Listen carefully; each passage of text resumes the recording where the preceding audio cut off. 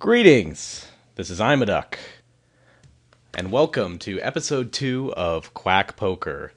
If you haven't watched the other episodes, probably go back and watch the other episodes. There's really just one other episode and then a pilot episode or whatever that I was kind of just testing things out. But the basic idea is I'm going to be doing exactly what you see me doing here, which is playing some No Limit Hold'em, 5-cent, 10-cent stakes online on the lovely Juicy Stakes poker site. So yeah, gonna play some poker, gonna talk some beer, gonna do some interesting things.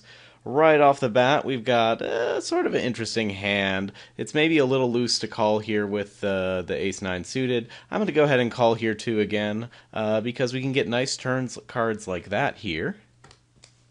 Let's see what this guy has to offer.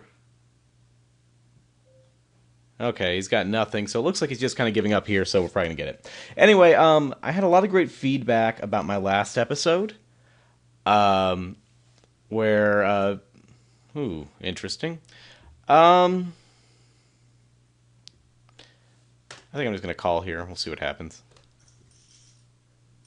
Okay, he shows up with kings. Sure, why not?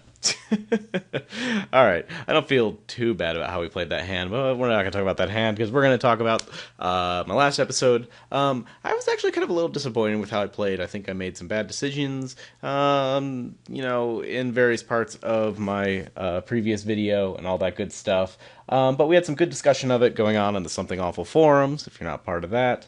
It is a lovely community. We don't have a ton of poker players, but we got enough to keep the conversation very lively, very interesting. A lot of them are very good, so it's pretty nice. Anywho, so I had some great discussions there, so we're going to see if maybe we learned something, see if we change things around a bit, and I'm just looking to get more feedback from you guys about how you think I'm playing, what do you think I'm doing right, what do you think I'm doing wrong, or if you have questions for me, or if you want to learn some things, well, come out and put some comments either here on YouTube. I'll respond to all of those, or on the Something Awful forums. Are usually the best ways to get in contact with me. Anywho, so like I said, we are just playing some No Limit Hold'em here once again. And of course, as always, we will have with Quack Poker, the beer of the week. The beer of the week is a very special beer of the week this week.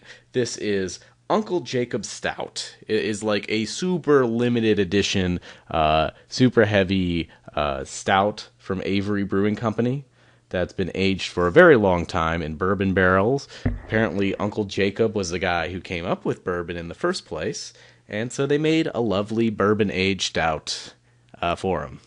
I'm not going to tell you how much I paid for this bottle or how hard it was. I will say that I could only buy one bottle of it, and I've never tried it before, so you get to see my very initial reactions with this lovely, lovely beer. It is rated very, very highly on all the sites. It's also super alcoholic, 16.5%. So this is going to be quite the nice little heavy beer here. I'm going to open it, of course, with my official Avery opener.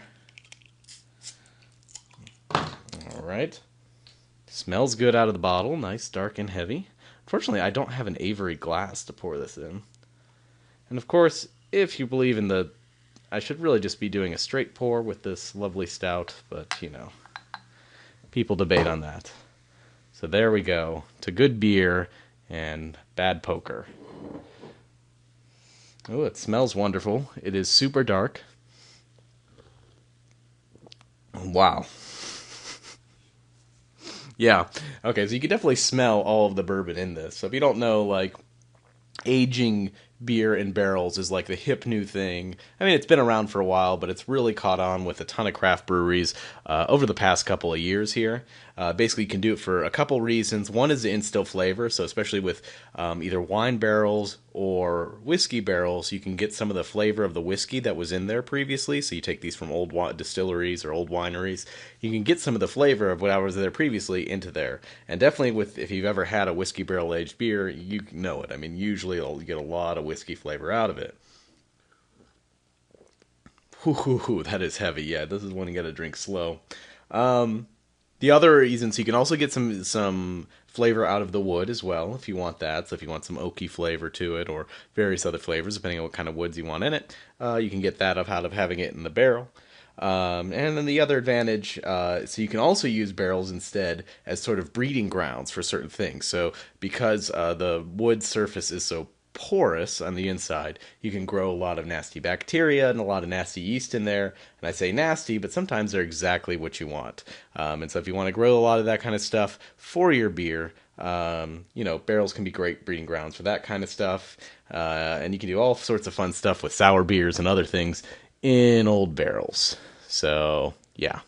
So anyway, but yes, barrel thing, it's a hip new thing in beer. It's still, though, it's not, it's very hard for them to do very large production runs of these things because you can only use the barrels once, maybe twice.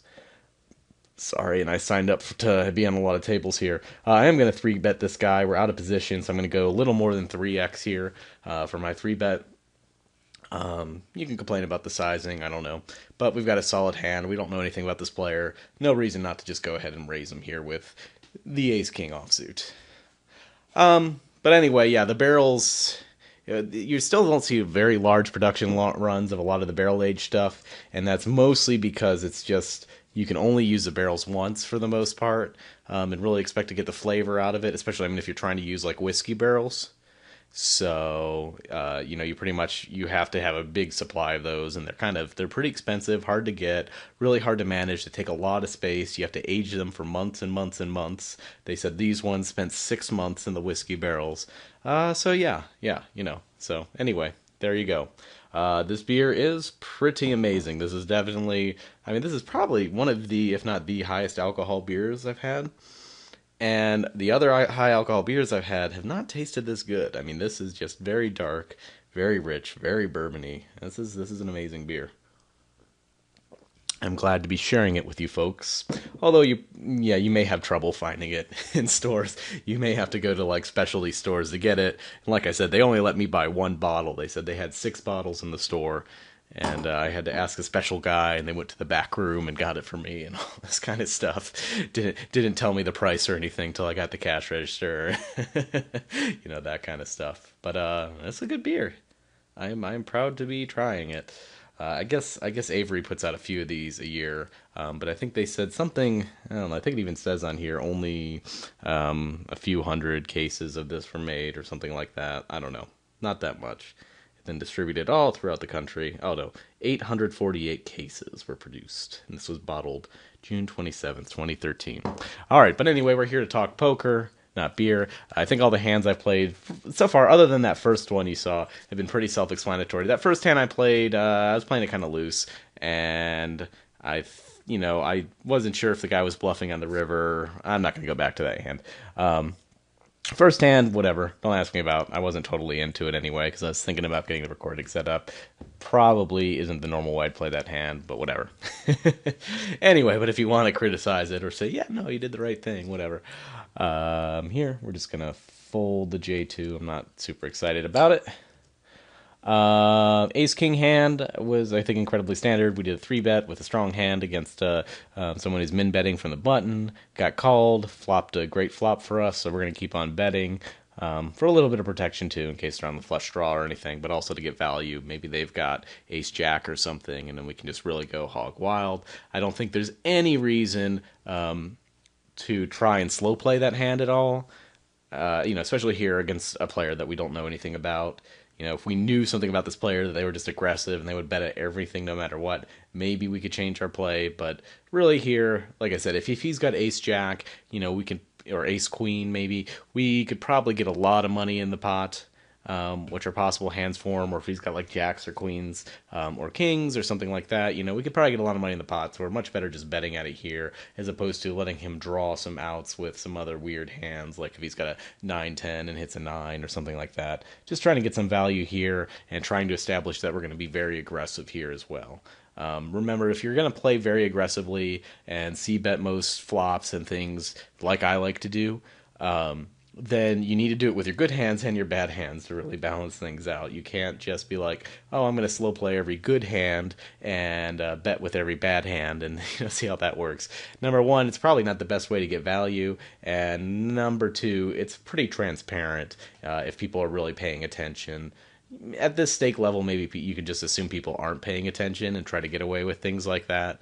But like I said, I also don't think it's the best way to get value either. Another ace king for us. Of course, this time it's suited. I'm actually, and I should be consistent with my bet sizes because I bet from the cutoff earlier. Actually, no, I'm going to bet still min raise here. There was some discussion. I've had a lot of discussion with people about how we want to do the bet sizing for this kind of stuff. I think I am going to change my bet sizing a bit. So I think for middle position, I'm going to go for like 25, which I'm going to call what I'm at right now, middle position, even though we're technically under the gun. I'm going to call this middle position because we have an empty seat here. But for middle position, I'm going to do 25. From under the gun, I'm going to do 30 cents. So it's a little slightly bigger bets than I normally do. People, I think, are still thinking, oh, that's probably slightly smaller than what you're doing. I'm still trying out the bet sizing thing. There's I've read a lot of different things in various books and various articles and seen in various videos about what people have to say about these things. Here with this flop, I mean, this is a pretty dry flop. It's kind of your standard C bet E flop. We don't have a lot of equity after this, but unless we hit another club maybe, but we can at least put one bet out there to see if we can get it. He makes a pretty big raise here, and we have no choice but to fold here. I mean, we don't have any equity with our current hand. It could be bluffing. We don't know anything about this player. We're just going to keep in mind that he did check raise us on a flop like that. I might make a note of it if I wasn't recording a video. Again, I make less notes when I'm recording the videos here. So there you go. But like normally I would make notes about those sorts of things and just try to keep an eye on it. Here I think we could go either way. We could check raise or just call here. Check raising isn't bad because, or sorry, not check raising, sorry, re-raising, 3-betting here. So we could raise here, re-raise here because we have a strong hand, or we can just call here. I kind of have been leaning towards just calling in situations like this because we do have a fairly strong hand, and we want to keep in hands that we dominate. So if he's got ace 9, ace 8, ace 7, if we 3-bet, he's probably going to fold, but, anyway, we're going to float this here. That's a good turn card for us, obviously. We're going to check it again to him and see if he wants to hit us with 2 barrels here. He's seen us fold to 2 barrels before, so we're going to go ahead and call it here. The one problem with 3-betting is since we did not 3-bet that flop or pre-flop, we don't know a lot about his range here. So yeah. 7-8, but I mean, we figured most of the time we've got the best hand there. He was on a draw, which could be a reason to maybe I could have check raised on the turn, I guess. And check raising on the turn is something I probably don't do enough. Here in this hand, we're going to try to take initiative here and go ahead and raise. This is a hand you could also call with. It's kind of a speculative hand, but I'm kind of okay with just raising it here pre-flop. You could also just call with this hand since it is a good hand that plays multi-way very well. So we know that if we call with this, obviously this guy is staying in the pot here. He may or may not raise, but yeah. So they just fold to us, though. I think it's okay to be aggressive with those types of drawing hands, too, and get some initiative out and all of that. So far, this guy seems to be raising the button a lot, but we really haven't seen many hands with him, so we don't know for sure what he's doing, what his plan is, and all that. Of course, he just limped the button there, so yeah. I feel like I like raising there most of the time, I think, if we're going to sort of set the standard again, if we're going to be 3-betting, or, well, raising a lot there pre-flop. Not 3-betting because he just limped. Anywho, alright, so we're probably back to even now after my first terrible hand. Yeah, we're slightly up. You can't see it, but we're up 85 cents. Alright. Here we've got ace-jack again in the cutoff. Again, I'm just going to min-bet from the cutoff and the button. I'm just playing around right now with bet sizing. Oh man, that is a crazy dark beer. I really like this beer. I can't... Yeah, it's just like, I mean, the bourbon flavor is just so strong in it. Good beer. Good beer all around. Oh man. Man, that is... It's unlike any other beer I've had. I've had some bourbon barrel-aged beers before. They've all been very good. But this is just, like, so heavy, too. So alcoholic, 16+% alcoholic. Like, that's just crazy, man. Anywho, sorry for those of you who aren't beer lovers, but I will talk beer. Uh-oh. A space on my hard drive, actually. In fact, I'm going to pause for one more second, make sure I'm okay. Alright, I should have plenty of space. Yeah, I'm going to go ahead and raise it up here. Okay, I'm just doing my slightly more than a min bet raising from the small blind here. This guy's so tight that I think next time around, or the next time I'm blind versus blind, I'm going to just try min raising, because players that are this super tight often will just fold to min raises. I mean, they're just not opening with anything. And there's no reason for me to risk more money than I need to. With both of these players so far in the blinds, if their stats keep up the way they are, I'm going to raise everything on the button. I will raise deuce 7 right now because these guys are so tight that it's just going to be profitable to do that. I think this is a little better table than last time too. We've got a lot of tighter players, and I don't know. I think my style. I'm kind of used to. Ooh, there's a shove there. I'm kind of used to playing. Obviously, we have to fold here. I'm kind of used to playing a lot more aggressively, and so I like running over sort of these tighter players and that sort of thing. It's kind of what I try to take advantage of. Also, try to get in with a lot of hands. That's why I'm using very small pre-flop bets so that I can get in with a lot of hands. I don't have to spend much to get the tight players to fold, and I can also get in with a lot of hands, a lot of speculative hands, and maybe get something like where they've got top pair, top kicker, and I get a three of a kind or something like that, and just go nuts. That's kind of what we're trying to do here. That's our big picture strategy. But we'll win hands any way we can take it, really. But definitely it's nice to have, we have the two looser players to our right, so we get to see their action first, and the two tighter players to our left. So like right now our position is perfect in this table. We're just doing all right here.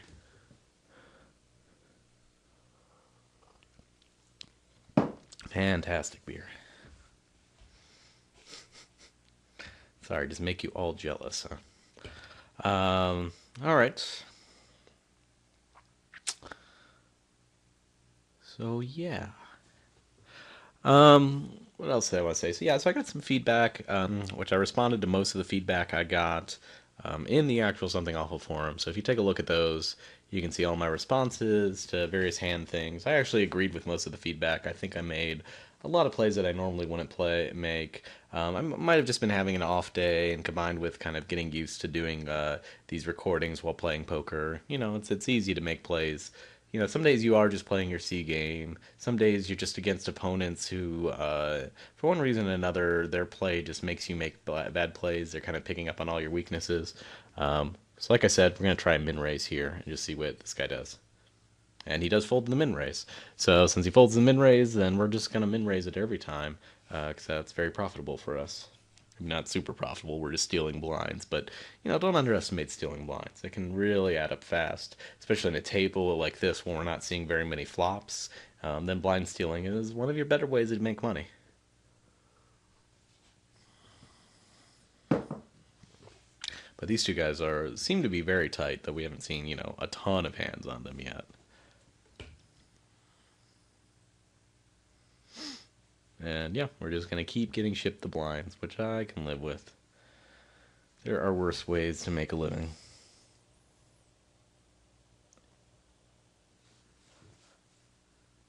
I can even argue opening here with the queen 9 offsuit, but let's not go too crazy. Our VPIP for this session. So again, these stats for me are just for this session, just for the last 29 hands. But yeah, having a VPIP of 55% is a bit above average for me, even as loose as I am. So, don't need to go too crazy. Although if these guys really aren't punishing us or picking up on that or changing their play based on how loose we're playing, and there's really not a reason to, not just keep picking on them. Because even the looser players at this table are still playing fairly tight. And of course, if both the looser players fold to us, it's kind of always profitable to just keep raising here. Look at a little action in this hand. Oh no, our 2-6 would have been so good here. 2-6, slightly less good, but still not bad. Probably the best hand.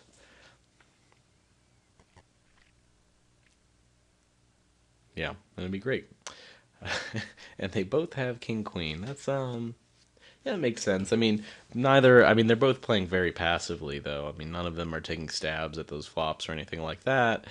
And with because ace high is like a big part of both of their ranges, it does seem like one of them at least should have been taking a stab there, because they had to kind of know that they probably weren't good.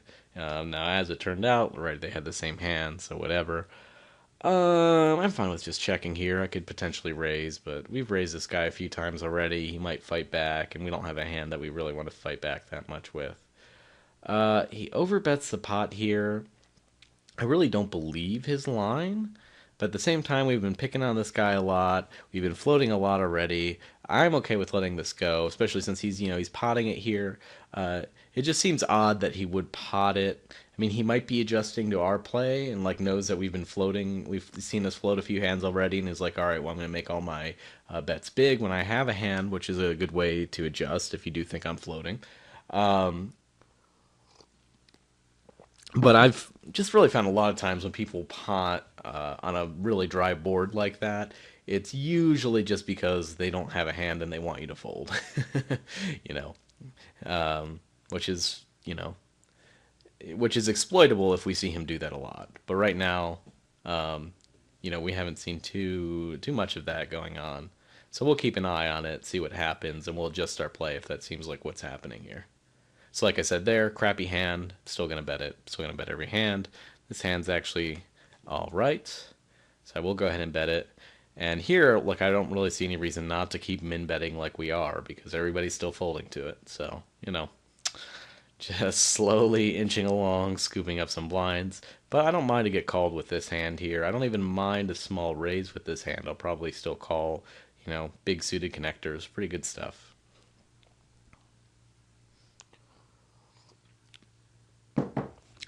So this is going to be a little looser open. No, actually, this is fine. Sorry. This would be a looser open for me under the gun, but we're not really under the gun. We're in middle position because this seat's still empty. So yeah, I'm totally fine with opening this here.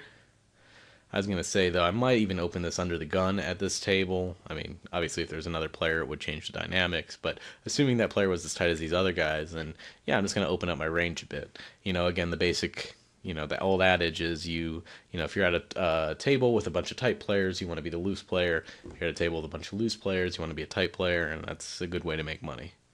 Here we've got middle position opening. Like I said, I'm just going to refer to it as middle position because it is effectively middle position, although a lot of players don't adjust correctly to when there's an empty seat. But, in essence, this is middle position because all you care about is how many players you have acting behind you, really. So I will go ahead and call. This is a speculative hand, but these are kind of the hands that we're trying to get it, going against these really tight players because of flops like this, where we potentially can make some money. Interesting to see what he does here. He very, in his, this is a little tricky because we don't have we don't really have any information on this guy's post flop play. But I am going to go ahead and bet and hope that this guy has like a pocket pair, or maybe he has the ace of spades. And then he folds there. I mean, we probably weren't going to get much money out of him anyway. But we don't know much about this guy's post-flop play just because he's not playing very many hands there. So, I mean, I could have checked to continue to try and slow play or something, and see, or give him a chance to maybe catch up or something. But, I kind of don't want him to catch up if he does just have one spade because it's pretty easy for him to beat our spades. And, yeah, I mean, he seems to be a very passive player from what we've seen, just incredibly nitty, incredibly passive. So there's not much we could do there other than hope he's got a pocket pair and bet into it, or maybe he's got ace queen and bet into that, or something like that. This is not the best flop for us here. Um, so we were talking about this in the last video about what do you do when someone just donks at a really weird time. I usually believe the donks, especially from these really nitty players. But I think it's fair enough to call one street here. Other people were saying, yeah, you call, you make a note of it, and you call, and you just move on and whatever. Um, well, here he goes. If he checks here, I think I'm okay with checking back. Um, I don't know. We don't know a lot about this player's post-flop play either. He very well could have a jack here, so maybe it would have been better to bet earlier in the street. I think at this point we can't really bet. He's going to call if he's got anything. All the better hands are going to call, all the worse hands are going to fold. Maybe he's got ace king or something like that, though, and, was just trying to, yeah, whatever, or trying to draw. Yeah, especially with those kind of drawing hands in his range, it might have made sense for me to bet that turn there, but I really felt like that flop hit more of his range than it hit mine, I guess. And I really felt like this guy's so nitty that he doesn't seem to be the super aggressive type, yet he's sitting there donking this flop. Yeah, I don't know. But I guess as turned out, if he is donking like that, I mean, he's got a pretty strong hand because he's got a straight draw, he's got a flush draw. In fact, I wonder what the exact. Do this in your head. Tell me what the percentages were for that hand. So let's see. So pre-flop, he was actually 49% to my 51%. On the flop, he was actually pretty far ahead with, an over, a straight draw, and a flush draw. Of course, once the turn comes, we become ahead. And so, again, that's kind of where we should be betting and all that. I don't think there's any reason, especially as played, to be betting on that river as well. But you can see these are kind of the percentages you want to kind of have some general idea of, with a flush draw, straight draw, and a overcard, which that was an open-ended straight draw, you are beating out most of the underpairs there. So, interesting stuff. Stuff you should keep in mind. But yeah, I'm not sure if we played that hand wrong per se. I don't know, because I just felt like any of our bets there, we weren't getting better hands to call. We weren't getting worse hands to fold. With his exact hand, we probably could have gotten a call on the turn when we were just barely ahead. But like that's almost like the lowest end of his range, I think, with that donk bet. But again, it depends on how you interpret what those bets mean. This guy's pre-flop, pre-flop raise percentage is 20%. He's not as tight as the other guys. I don't feel bad raising here. And we'll see what he thinks about that. Again, I could see an argument for calling here because you want to maybe keep in the hands you dominate. If he's got, ace king, well, we're screwed either way. And we don't want to inflate the pot then. But no, I mean, I think this hand's strong enough here that we can definitely 3-bet it, feel good about it, all that kind of stuff. And he just folds to us. So yeah, I mean, all this table has been playing not very aggressively, which is just great for our strategy. We're just going to be running him over. Now here's an interesting spot where if this guy folds, we've got a new player at the table. Who knows if he's as nitty as these other guys. But with the big blind being this tight, I'm still going to stick to my guns. Like I said before, raise any hand, including, yes, you'll see it, deuce 7 offsuit, getting the raise on the button.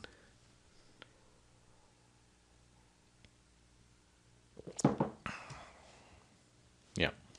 So, I don't feel bad about that.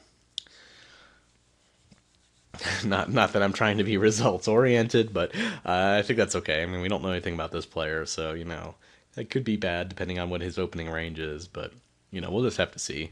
But for now, I mean, you really care more about the big blind anyway, since he's the one who's more money out there, more likely to call, that sort of stuff, in theory. Here I'm again, since the blinds are so nitty, I'm gonna go ahead and do a nice little min raise, and we'll just see how this guy's responding, what he's doing, and just kind of go from there. But with these two nitty guys in the blinds, I don't mind, and this isn't the worst hand. It's a suited one gapper. I can live with this.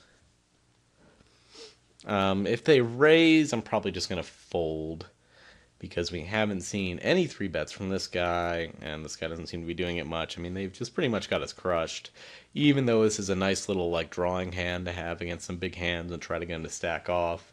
If they made a big 3-bet, I don't think it'd be worth it. So we are actually in the cutoff here, you'll note, because this guy's out, this guy's out. So I'm going to go ahead and raise again here. I would not be raising this from middle position, I don't think. It is a little scary because, we are really looking like we're pushing around the table now, and I think Eventually, even the worst players will usually figure that out. As long as they're not like super distracted, they should notice pretty quickly that, even if they don't have a HUD, they should notice that we're just kind of like every hand we're betting, every hand we're playing, and all that. And I would assume most players are, at least somewhat aware of that and adjusting their play on some level at least. But right now, we haven't been, they haven't been fighting back too much. I'm okay with just letting this go.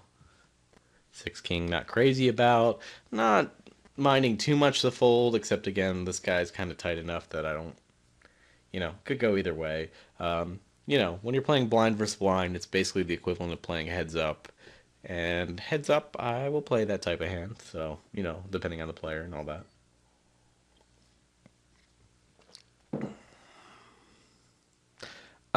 Let's try our min raise on this guy again too. Again, we're just kind of testing here, just seeing what he's gonna do.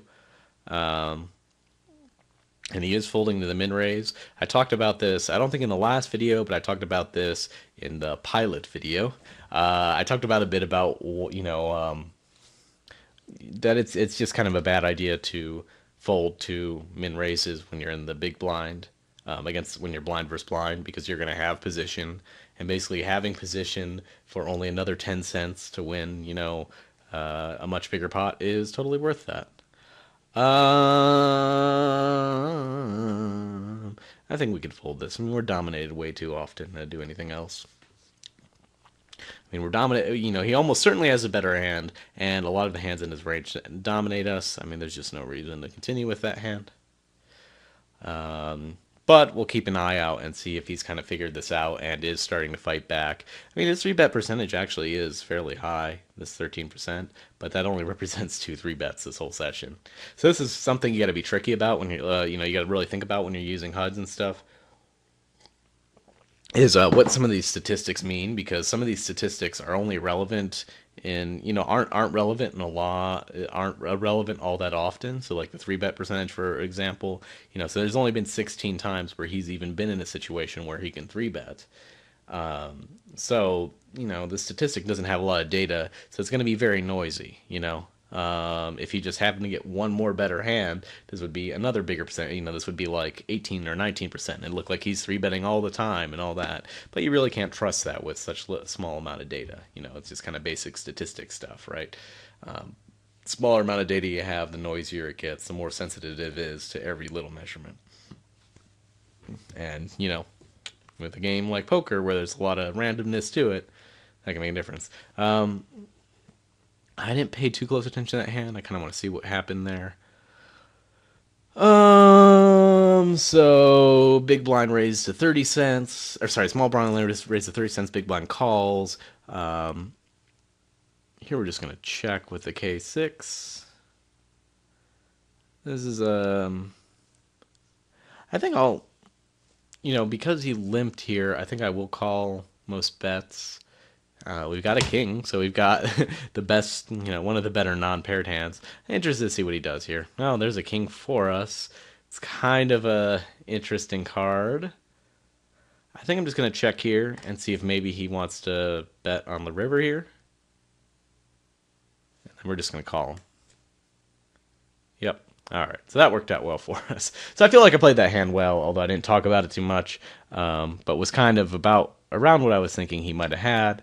In fact, that was kind of on the better end of hands he could have had there, I think. So all right, so he limps in, which means his hand probably isn't that strong. He's got a raised percentage of 11%. So if you just strictly go by the statistics, again, I'm raising deuce 7 here because these guys are so tight. This guy literally has not played a hand yet. Sorry, so going back to this, if you look at the statistics, his hand is, not the strongest, though it could still be fairly strong. And I could look exactly at how often he's been betting blind versus blind, but again, it really doesn't matter because we haven't seen that much data. Point is, he didn't raise, so his hand isn't super, super premium. In fact, there's a good chance his hand doesn't even have an ace in it, like all the aces are out of his range or whatever, because he probably would raise most aces blind versus blind, one would think. Maybe ace deuce or something, he does not. So anyway, so then he c-bets that flop, and what does that mean? he probably didn't hit that ace, so he maybe hit the nine, maybe hit the queen, or maybe he's just c-betting just to c-bet. And he made the bet fairly big, which is kind of a hint that, oh, I want you to fold or whatever. So turn card comes a king, and he gets worried and he checks, and the king is good for us, except, he could be on some weird straight draws and things like that. I could bet out, but I don't know. You could argue betting out there, but I feel like checking's the best because I felt like he was behind. Most likely he was just behind that in that hand. And so then checking there gives him the chance to bluff on the river, which is, he kind of value betted, kind of bluffed on the river. I'm just going to check here. So he kind of value betted, kind of bluffed on the river. I don't know what he was thinking. I think he probably thought he was making a value bet on that river, thinking I might have a 9 or something like that, or, whatever. Okay, it's a good turn card for us. So we are going to bet at this turn here. Sorry, I'm jumping all around here. Things are just happening. These guys won't stop. I'm going to bet 47 cents because I think if I make it too small, there's a lot of hands that are going to call me that I'm not excited about calling me. I don't want like a 2 to call me or something like that. And I think this is big enough to get most 2s to fold, some 7s to fold probably. Yeah, anyway, so what was I saying? So, yeah. So I really felt like on the turn, he might be way ahead, but he probably wouldn't check if he was way ahead. So he's probably behind when he checks there. And so I think it's better for me to just check and hope he bluffs, because if he is behind, I don't think he's calling me because he knows an ace potentially could be in my range, or a king certainly could be in my range, as it was. When the ace comes on the river, I mean, we're pretty certain we have the best hand, and at that point we just have to call, because if we raise there, it's very unlikely he would call us. It was just too wet a board. Here, I could raise. I think I'm just going to call. I could raise there. I don't know. Debating it. Not sure. Check to him here. Backdoor lull. Throws out a big bet. So backdoor lull, donks. This is a guy who's played, one hand or whatever. 2 hands now. Again, okay, yeah. There's not really even a choice here. We fold.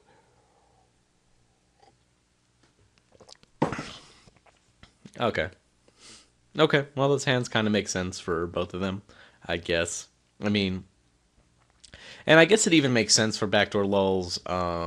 C-bet there because he just doesn't want to see any more cards, or not C-bet there, sorry, donk bet there. He's just saying, I don't want to see any more cards. I'm going to put money in the pot now, even though, I know I don't have initiative. I'm just going to put money in the pot because I want you guys to fold. Because I don't want you guys, because the 7s on that board were probably the best hand most of the time. But if you're still 3-handed and it just checks around, then the more cards that come out, the less likely it becomes that is the best hand.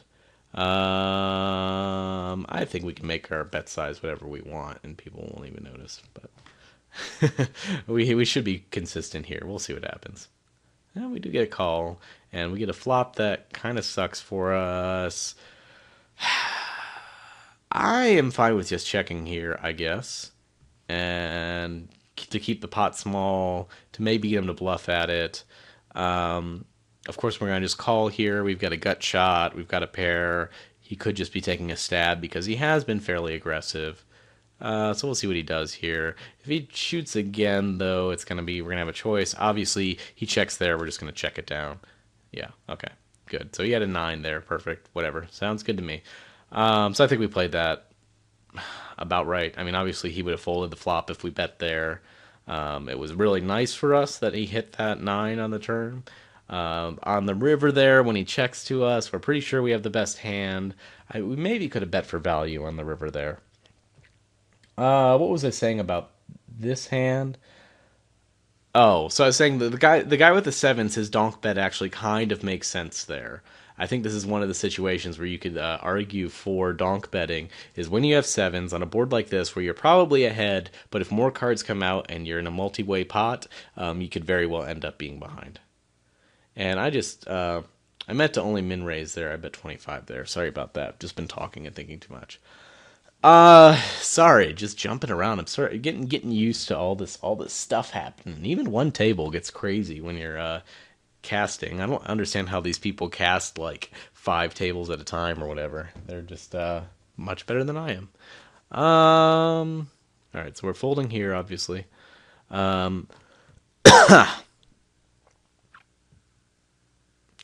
oh, and I probably got to end the video pretty soon here, actually. I'm sorry. It's funny how quickly the time goes, but I know you guys probably don't want to watch super long videos of some amateur who has no idea what he's doing playing poker. Here, I don't know anything about the guy in the big blind, so I'm fine with folding. So what was I saying? So yeah, this hand here with the jacks, I feel like I played it. I'm pretty happy with the way I played it, and I'm trying not to just be results oriented. I think I played it about right. Um, you know, we raise obviously, which is what we're going to do. Um, our opponent, the villain, checks, and we just check behind on this flop. There are a lot of turns that would be good for us. Well, I guess like any spade would be good for us. That's really about the only thing that would be good for us. Or, I mean, we could get some potential flush draws, which of course we do, or straight draws, not flush draws. Both. So we have, potential backdoor straight draws, backdoor flush draw, that sort of thing. Here we're just gonna fold the last hand here. But going back to this hand, but so you could argue for betting there just to bet.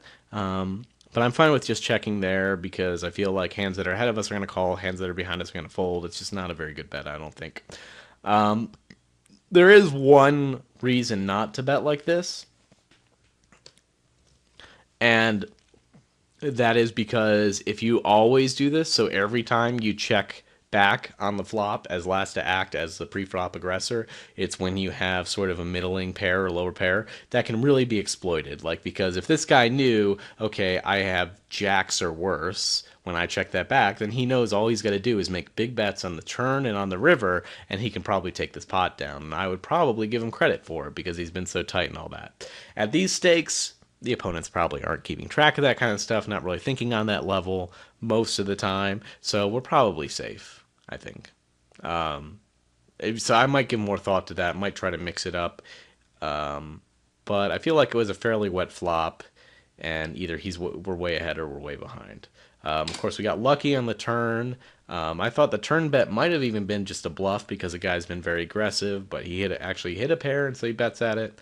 And then we get to the river, and he checks to us, and at that point, I mean, it's just very clearly, remember, when you're doing the river bets, you got one of two reasons. Either you want hands that are better than yours to fold, or hands that are worse than yours to call. And I don't think he's calling with the nines here, which, are the biggest worse hand than us, basically. And I don't think he's folding any queens or kings the way we played this, without betting the flop when we've been this aggressive. So I think the best bet's just a check there. And of course, we did have the best hand. We got lucky because he had the pair, so he made a bet, etc., etc. Anywho, I think that's going to be it for us today. We did end up a little bit up. Let me see here what our HUD has told us. Oh, nothing because I exited out. But we ended up with like 16 or something, but then we had lost 2 at the beginning, so we're probably $4 or $5 up or something for the session. So that more than makes up for our last session. So yay for that. But yeah, no, I felt pretty good about that session. Maybe not as many crazy, super interesting spots, but kind of one of those spots where you can see where, even if you are typically a very tight player, I think you're going to make a lot more money at a table like this if you start just getting very aggressive, just going after every pot, every pre-flop, just playing most of your hands. I think you're going to make a lot of money if you shift gears. And I feel like I'm very good at shifting gears towards being aggressive. I'm probably not as good at shifting gears towards being tighter, although I try to in tables that are very aggressive and all that. But certainly, I hope, I think there's less super aggressive players at these stakes, so you can kind of see, though, if you kind of adjust your strategy at these stakes, it actually can be pretty profitable to be this aggressive. And I think this is pretty typical for a table like this, where you're just going to keep running over them, keep stealing blinds. Your C bets are usually going to take the pot down because a lot of these guys have very high fold seed bets, and their ranges are so transparent. You can usually just look at the flop and go meh. I also think that players who are like incredibly tight, like this guy here, 12-8, if that's accurate, whatever. I think they tend to have just crappy post flop skills. And so you can very easily manipulate the pot to exactly what you want to do. So you can do things that normally would be very exploitable, like just always checking with middle pair and stuff like that. That normally a good player could pick up on that and exploit it, but a player who's just very bad at playing post flop, who just is all about, I'm just going to play the best hand pre flop and, whatever, and then I'll probably have the best hand post flop, whatever. Like, you can really manipulate that because you know exactly what their range is, and you know that they're probably not going to be aggressive enough to take advantage of your leaks or anything like that. And you can really just control the pot size and all that good stuff. So I, Hey guys, sorry about that. As you can see, I'm recording this last bit on a different day here. I'm wearing a different shirt, have a different beer. So totally different. So sorry about that. Had some weird video glitch. Anyway, I just want to, session was over anyway. I felt like it was a great session. I think it was a really, the kind of table that my style really tends to take advantage of, which of course, ultimately to be a great poker player, I want to be able to adapt to any type of table. But here, I think we did pretty well. I'm pretty happy with how I played most of it. But please, like I said, feel free to give me feedback. Write back stuff either here in the comments for the video, or write it back over at Something Awful forums, or wherever else. But thanks a bunch for watching, and I will see you next week or something like that. Thanks for watching, guys. Bye.